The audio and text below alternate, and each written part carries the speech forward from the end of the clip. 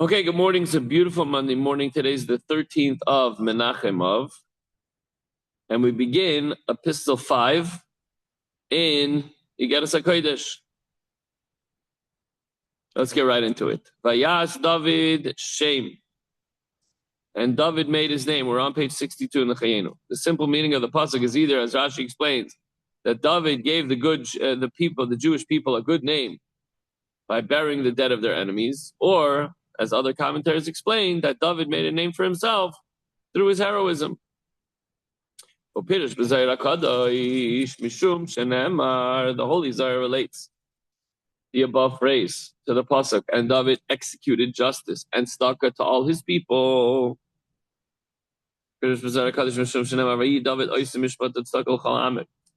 name that he thereby made is thus the divine name. In the words of the Zohar, Reb Shimon cried, and he said, "Man ovid shma kadisha b'chol yoyma man the yahiv tzedakah l'miskinei chulu." Shimon was crying, and he said, "Who makes the holy name every day? He who gives charity unto the poor." So when you give charity unto the poor, you mamish make the name. What does this mean? Two questions. How can we possibly say that the holy name is made? How do we make the holy name? Hashem is, was, and will be. Period. Number one. And B, how is the name made through the giving of tzedakah? If we answer the first question, that it's made, somehow we can make it, how is it made through giving tzedakah?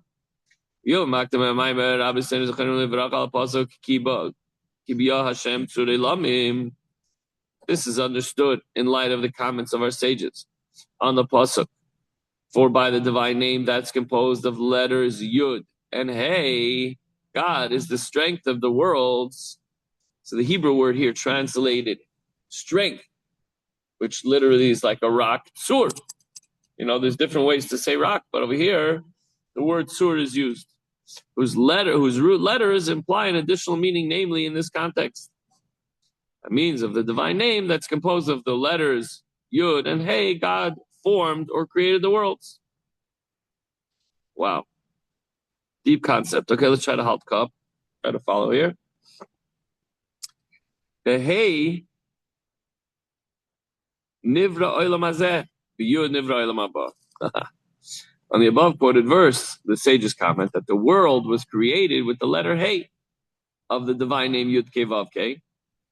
Okay, so the world was created with the Hey, and the world to come was created with the letter Yud of the divine name of Hashem.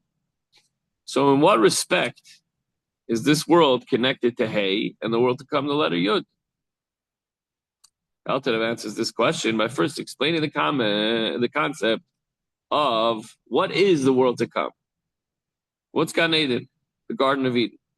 Pirush Shatainug Shemis Angin Nishmes Hatzdikim V'Nanim Miziv Hashchina Hameir Began Eden El Yoin B'Tacht. And this means what's Gan Eden? That there's a delight which the souls of the righteous experience as they enjoy the splendor of the Shekhinah that radiates in the upper and the lower gardens of Eden. Again, what that is exactly, we don't know, but this is what the Alter was explaining. What's the pleasure? It's a pleasure in an appreciation and conception. It's really in Torah, but we'll get to that in a second. They understand. They have the faculty of Chachma. They know. They have the faculty of Bina. Of Das. Let's start over. They conceive. That's Chachma, the idea. Das, they know, and they understand Bina. What do they understand? Eza hasaga ba'or v'chayis ha'shefeh sham me'ein seif baruch hu b'chinas giloi nishmasam v'ruach binasam. Not fully, but they understand to some degree the light and the vitality that's revealed there from Hashem. The light of Hashem shines onto their soul and their spirit of understanding. So while in this world Hashem is completely hidden, and we have no revelation of godliness, up in that experience, in that dimension, in the Gan Eden, there is a revelation of godliness that they understand. Up there, each and everyone can understand and attain some perception according to their level and their deeds. Based on how many mitzvahs and how much they apply themselves learning Torah in this world, they're able to perceive and experience there. And that's why Zohar refers to the world to come as Bina, a place of understanding. And where does this, wave of understanding come over them? Where does it come from? It comes from the plane of supernal chachma.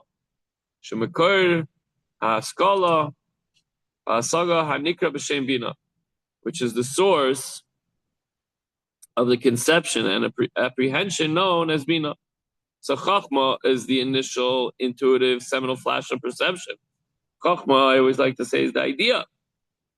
And bina is the process of understanding what it is. You think about it from every angle, and you develop it and try to grasp it in different ways. This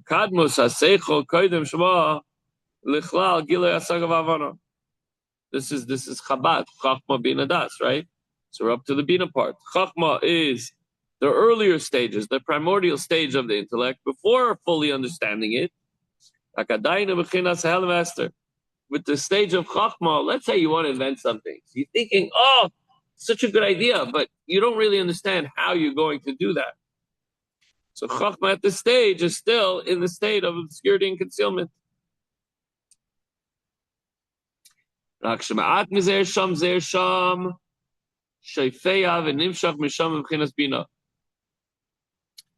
Except a little bit here and there flows forth and issues from the Chachma, the initial idea, into the faculty of Bina, and now we're trying to understand it and comprehend it. So the dual form of what we're saying here is as follows. The Chachma undergoes two distinct stages of tzimtzum or contraction. The first stage limits the light. The second attenuates it so that it's able to descend into Bina. Contracts it to the point that it's able to trickle down into some level of understanding. Making it possible for a soul to understand and apprehend a concept which is intrinsically concealed. The light of Hashem. Can't understand that. But a little bit you could. A little bit of it is revealed. And this higher form of supernal intellect is the radiance of the Shekhinah, the ray of light. So in the Zohar, therefore, the Chachma is referred to as the dot in the palace. Chachma is the dot or the point. You have the dot. And then now we have to try to understand it. We have to try to grasp it. So whenever it's already housed in Bina, it still remains a seminal point of intellect that transcends the details that constitute the apprehension of Bina, fully understanding it. Indeed, this is the shape of Yud. What's Yud? Okay, it's a dot with a little personality. It's got a little point on top, on bottom, but if you back up, it's just a dot, so to speak, right? The letter Yud shaped like a point, alluding to the sphere of Chachma, which is a mere point. V'nikra Eden, asher alav nemar ayin le'rasa. Chachma is referred to in Eden, of which it said, no eye has beheld it, meaning it's a kind of illumination that transcends and defies apprehension.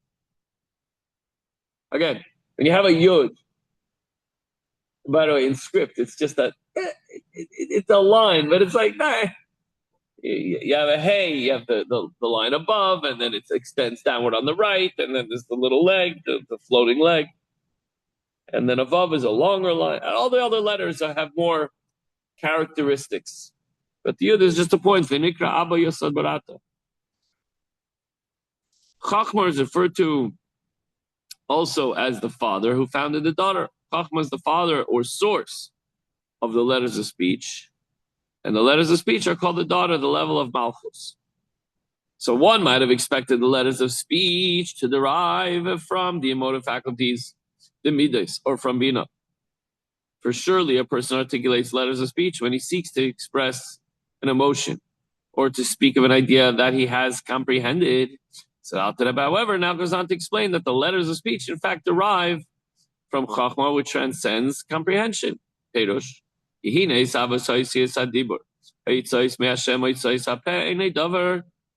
Muskal, this means the formation of the letters of speech, which proceed from the five organs of articulation, is not an intellectual process. As I say that, I'm thinking about it.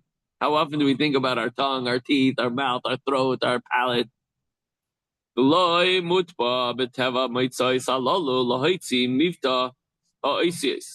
It's also not inherent in the nature of these organs that they must pronounce the letters. They have by means of the breath and the sounds that strike them. By either a natural faculty or an intellectual faculty.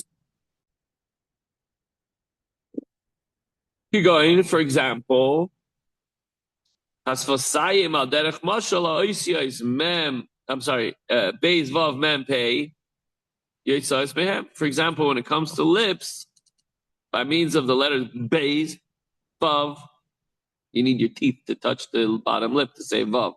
You can't say vav without. You can't say vav without touching your teeth to your bottom lip. Try it. Mem, you have to close your lips. Mem and pei. So since the lips are most visible of the organs of speech, that's the front of your mouth. Alter Rebbe chooses his example, the letters in which they form. One can readily see that pronouncing these letters is implied neither by the nature of the lips themselves, nor by the faculty of intellect. We hardly ever think about that. Now we're pointing it out. You're thinking about it. Arba chelke shinuye bitoy oiseselu alpi shinuye tenuas asvasayim. Neither nature nor the intellect compels the utterance of the varying types of pronunciations of these letters according with the variation in the movement of the lips. Shemisnoi anois. Behevel echad, bekoil echad hapegeh bahem b'shava, which are moved by the same breath and the same sound that strikes them equally. So since the letter Beis and Vav, for example, are both formed by the same breath and the same sound, the distinction between them must be made by movements of the lips. Beis, Vav, Beis, Vav. If you put your lips together, Beis. If you don't put your lips together, you can Vav. It's similar, but it's differentiated based on how you close or open or touch your lips with your teeth. So when letter Beis is pronounced, the lips are pursed a certain way, and when letter Vav is pronounced, differently. So you would think that you have to put in mental effort to do so. Guess what? That only happens once in your lifetime when you're a little baby, right? Alternatively, if it were dependent on nature, the speaker would naturally want to move his lips in the different ways necessary for the formation of one letter to the other. Adarabba. On the contrary, shinoi hatnuis shem sfasayim ulefi shinoi bitoy ha'oisya shebaratzan hanefesh levatem esfasayim kirotzayna. The change in the movement of the lips depends on the difference in pronunciation of the letters the soul wishes to utter by means of the lips. You don't think about it. It just happens. You want to say something, you want it to come from your heart, then your lips sort of work in tandem with the heart, but you're not thinking about it. When one desires to pronounce the letter Beis, Leimar Beis, Vav, Mem, Pei. When you want to say these particular letters, the lips will instinctively and spontaneously move accordingly. It's like walking. Do you ever think, okay, I better put my head when you start walking around the house or you walk to your car? You think, okay, I better put my right foot first, then my left one, and then I got to move my knee this way and that way. Don't think about it. And you don't think about how so many different parts are moving when you're speaking.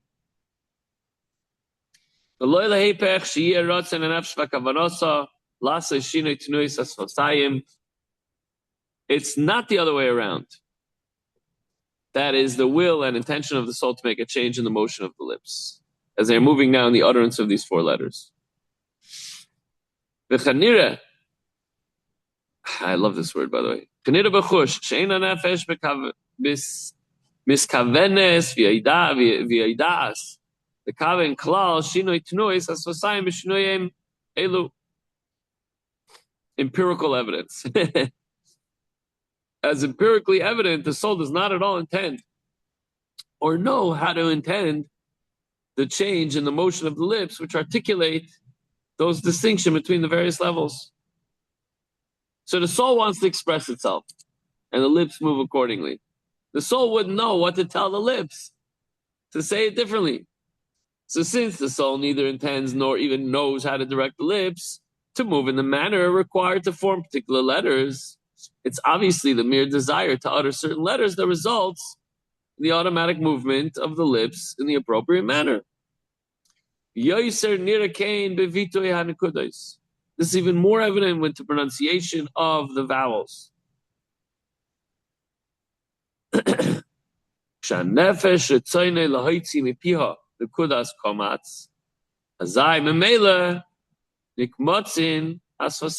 the lips wish to utter the komatz vowel, oh, the lips spontaneously become compressed. Oh.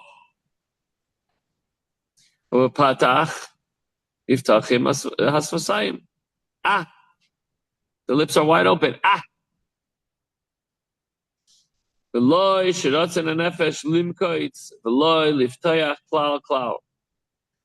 Not the soul, it's almost automatic. There's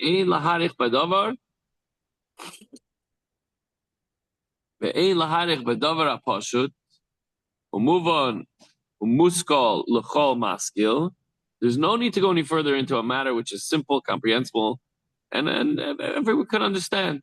That your lips go automatically. You don't think about it. Your soul doesn't have to teach your lips how to move to say the Shema when you're davening, right?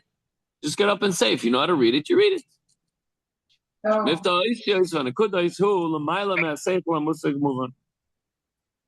Namely, that the pronunciation of the letters and vowels transcends the apprehended and comprehended intellect. We don't have to think about that.